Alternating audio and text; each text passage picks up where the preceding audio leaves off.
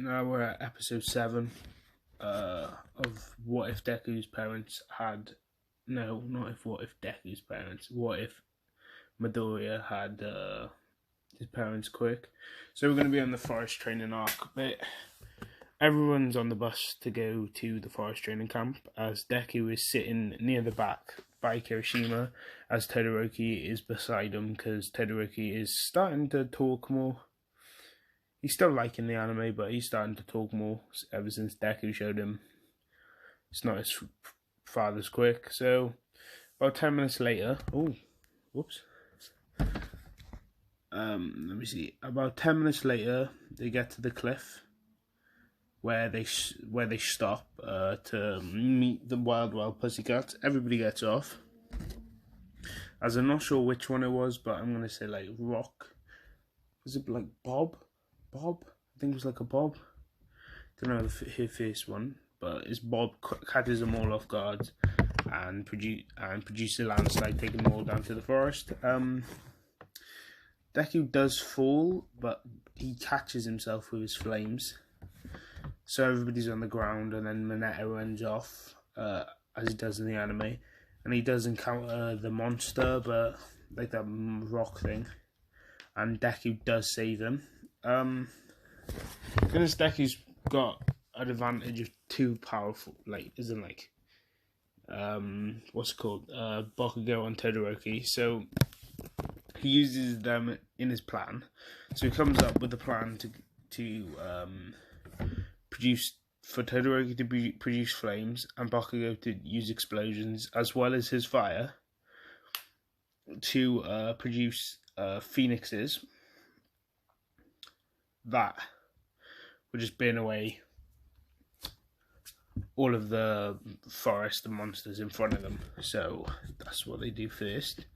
The phoenix is actually orange in this, but it does incinerate all the trees and all the monsters as they walk through the scorched earth, with Todoroki icing the way just to cool it down so no one burns himself. This takes about 3 phoenixes to burn their way all the way to the training camp.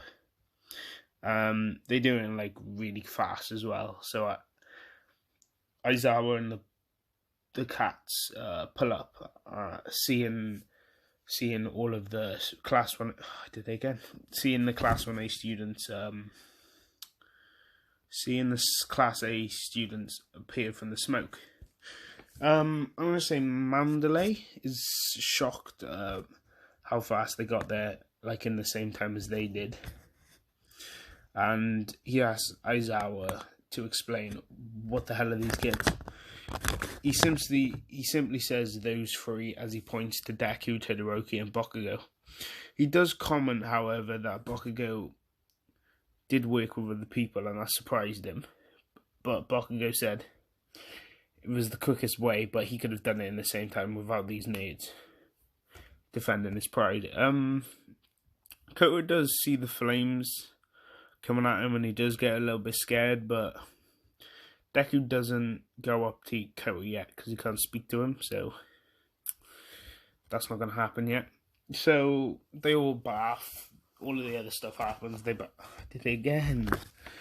bath and they do all the other stuff like cooking and all as the training begins the next day. For Deku's training, he holds his blue flames and creates different shapes, different animals.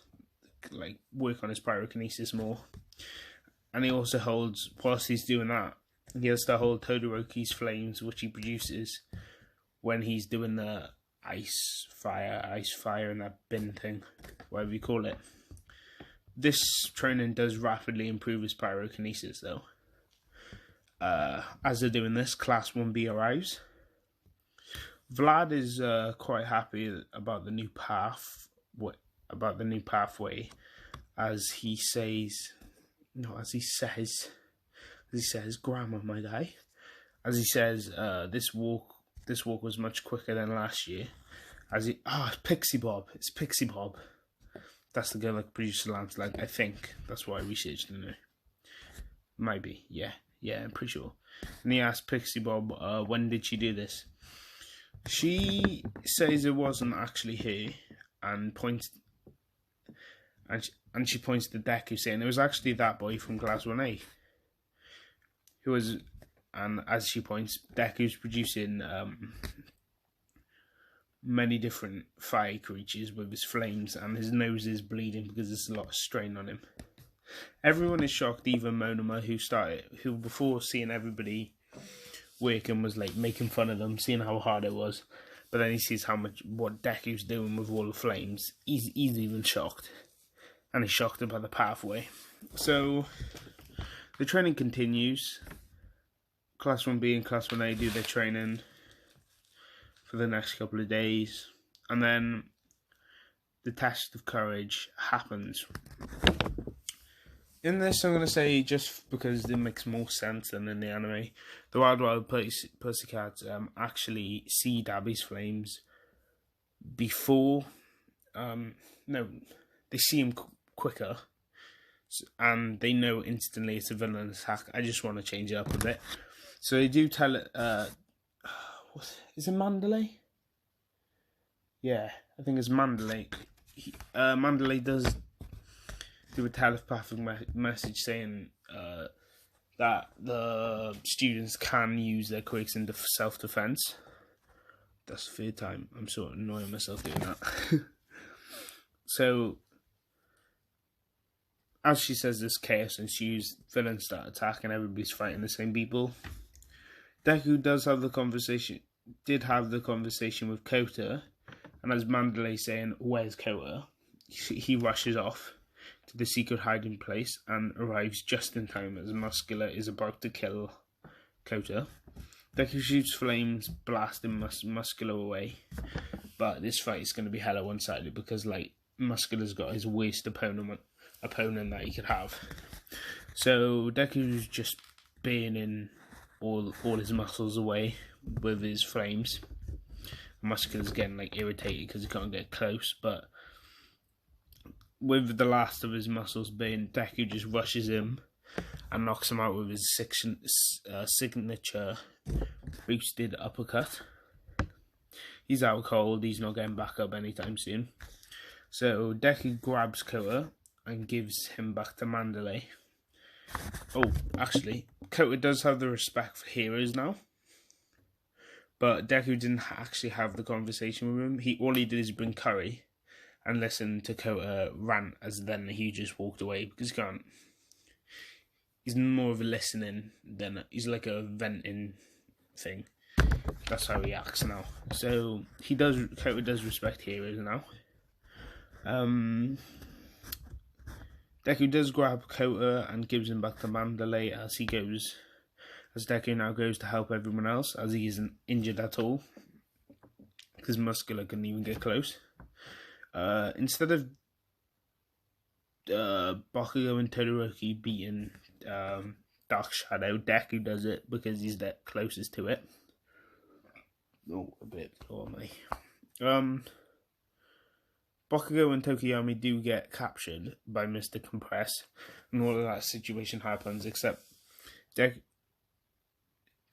did again.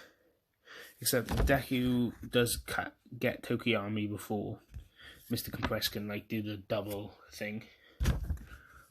Bakugo gets captured, as said before. And the whole incident is complete as Dabi does the whole Shoto Todoroki through the portal.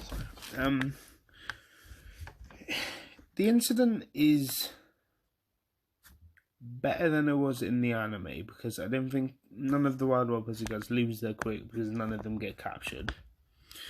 And basically, I'm saying Deku saved a lot of people whilst he was going through, making it easier for everybody. As I'm going to say, I'm making Deku a little bit overpowered in this, I'm being honest. He's got the power of a top pro hero, not top 20 pro hero or something. So I rushed through that actually. So I'll do the next part tomorrow. I'm just a bit tired, I'm being honest, guys. So yeah, I'll do that tomorrow. Well, thanks for watching. Have a nice day.